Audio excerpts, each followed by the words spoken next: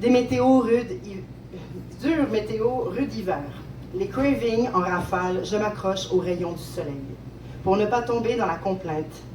L'effet placebo d'une bière sans alcool me donne l'illusion d'une ivresse inutile. Je scrute le piège d'un œil méfiant. J'écrase la dictature de mon anxiété. Là suffit à me calmer.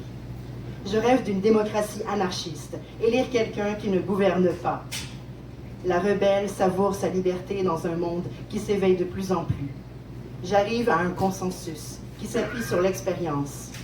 Mère Teresa dort en cuillère avec un serial killer dans ma tête et mon cœur selon mon humeur. La vie, c'est comme les arts martiaux. On passe de la ceinture blanche à la ceinture noire. On apprend de mieux en mieux à se défendre et à préserver la paix.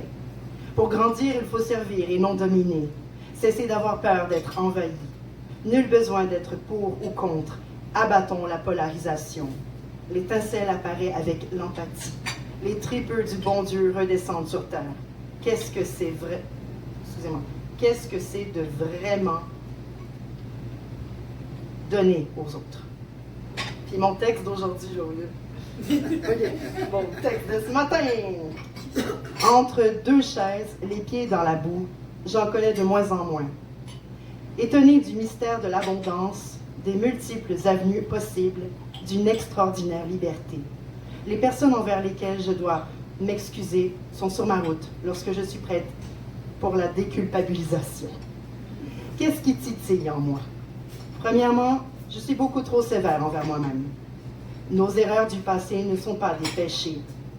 Ce ne sont que des expériences. La honte ne rime à rien. La quête de vérité se poursuit. La quête est plus noble que la possession. Notre vie est la somme de nos choix.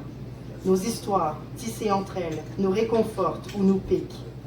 Je regarde objectivement si j'ai fait du mal pour vrai, si j'ai réellement causé du tort, ou si je me culpabilise pour rien. Ma colère kamikaze est morte à la guerre. Je dissèque mon ego. Je vais vous faire piger une blague, parce que ici c'est dada, puis ici il ne faut pas trop se prendre au sérieux, puis moi je me prends trop au sérieux des fois. Fait ici j'ai des blagues, ok? Pige une blague, allez.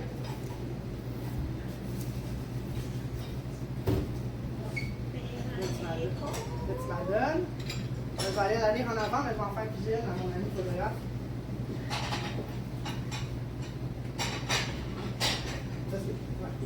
OK, il y a une troisième pour la chance. Parce que jamais deux sans Non, c'est la vie. Alright, OK, parfait. On va aller ça. OK, blague numéro 1. Qu'est-ce que le footballeur demande au coiffeur? Une belle coupe. La grain, hein? Que raconte une maman dinosaure à son bébé? Une préhistoire.